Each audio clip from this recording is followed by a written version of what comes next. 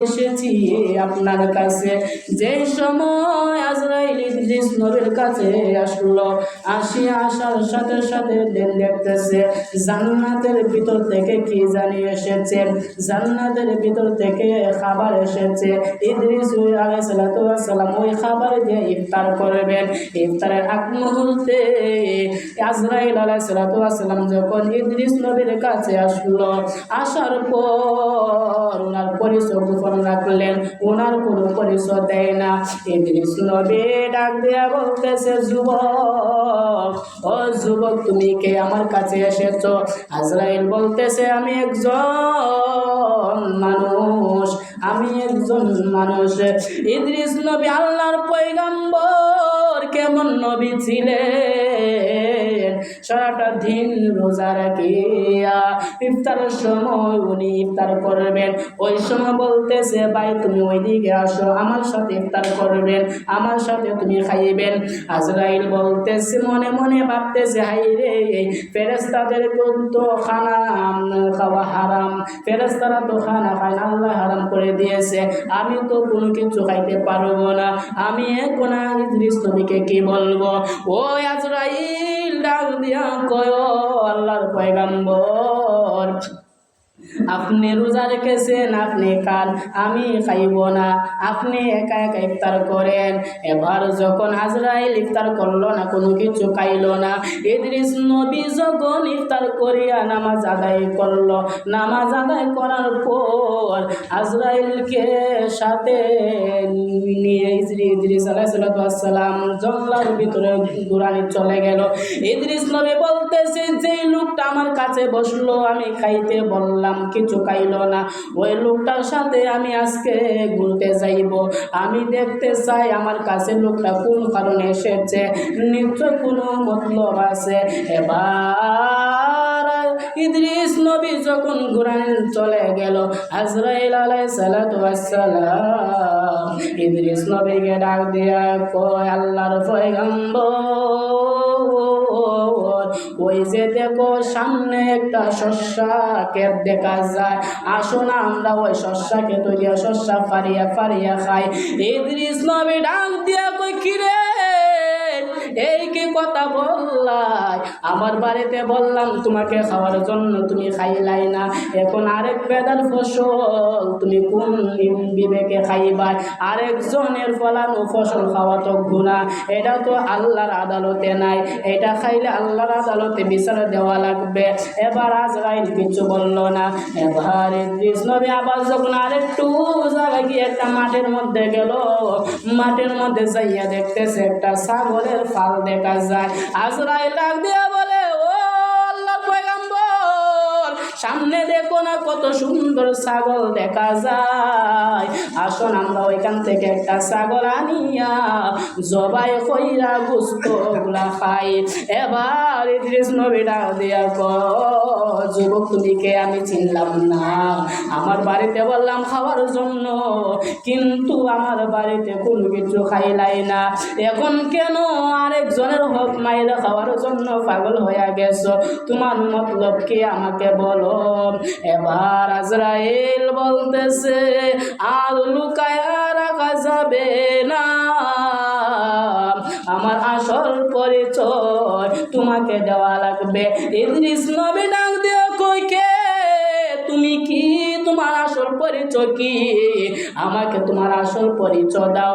যেই মাত্র এই কথা বললো, বলার সাথে সাথে আজরাইল ডাক দিয়া কয়, ও আল্লাহর পয়গম্বর ইদ্রিস, আমি তোমার প্রেমে এত পাগল হয়ে গেলাম রে, তোমার আমল নামা দিক আমার তো মন উতলা হয়ে গেছে, আমি এসেছি তোমার সাথে বন্ধুত্ব করার জন্য। কয় তুমি কে? কয় আমি হইলাম মালাকুল মউত আজরাইল। ইদ্রিস নবী ডাক দিয়া কয়, আজরাইল রে, আজরাইল তুমি তো সাধারণ কোনো মানুষ মানুষের কাছে কোনো কারণ ছাড়া যাও না, আমার কাছে এসেছো আজকে বুঝি আমার জীবনের শেষ বিদায়।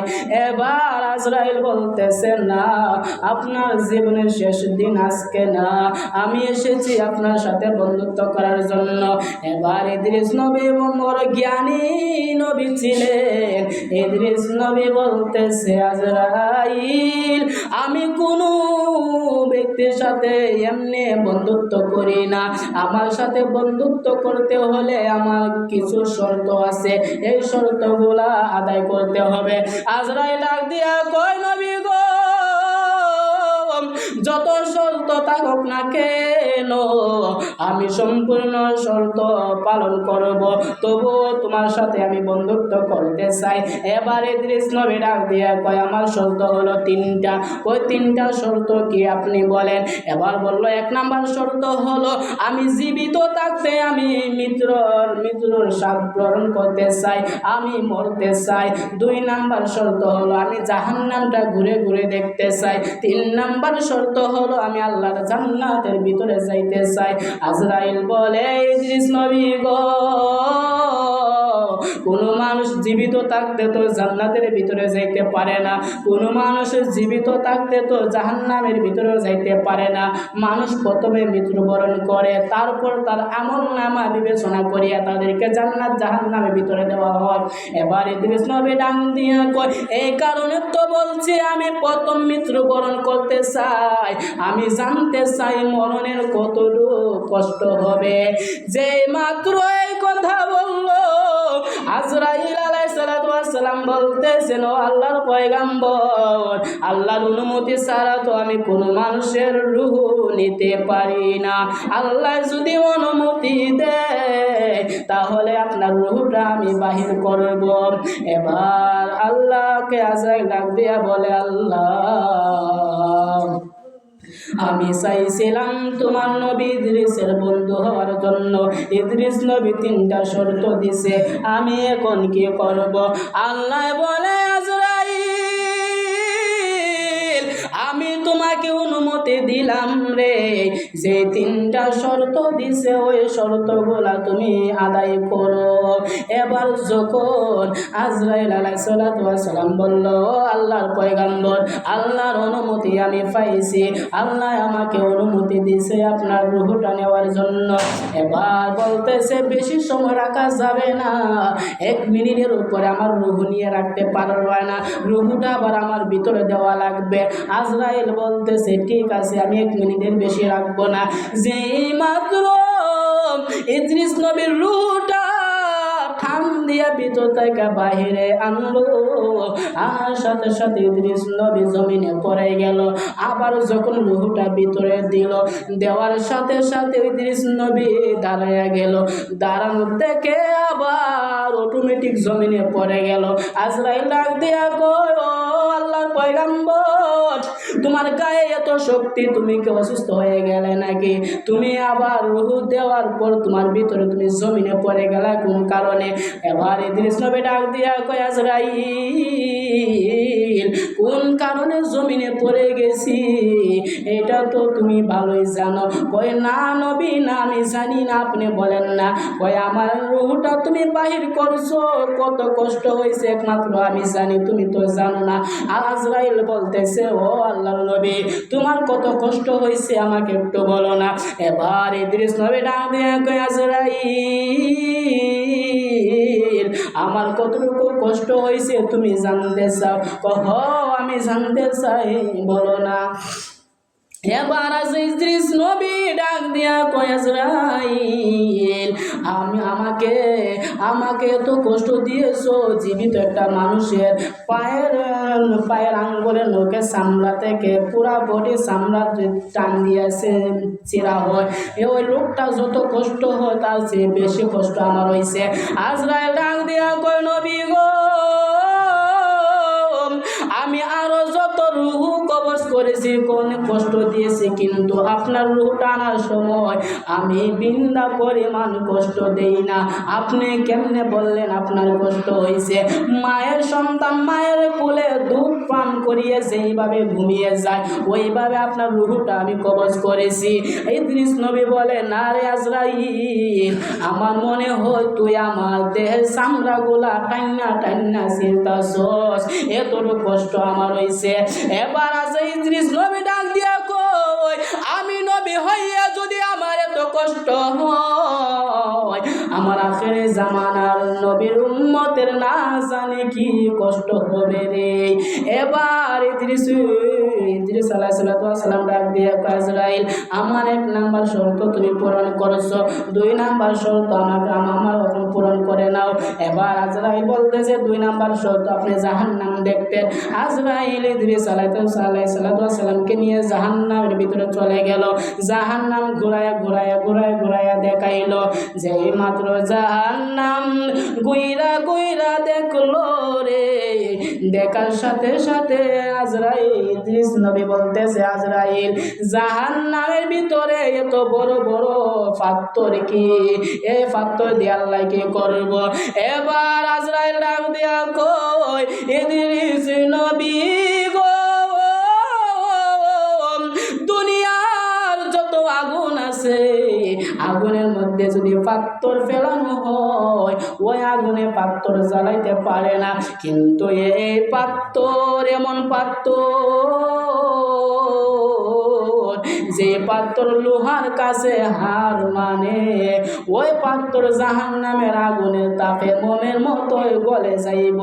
এবার বলেন তো দুনিয়ার মানুষের কি অবস্থা হবে? ইদ্রিস নবী চোখের পানি ছেড়ে দিয়ে বলতেছে, আজরাইল, আমি আর জাহান্নাম দেখতে চাই না, এত আযাব জাহান্নামের ভিতরে আল্লাহর নবীর উম্মতে কি করে সহ্য করব রে। এবার আজরাইলকে বলতেছে, ইদ্রিস নবী ডাক দিয়া কয়, আজরাইল, আমি 3 নাম্বার শর্ত বলছিলাম, আমাকে তুমি জান্নাতের ভিতরে নেওয়ার জন্য আমি জান্নাতে ঘুরে ঘুরে দেখতাম।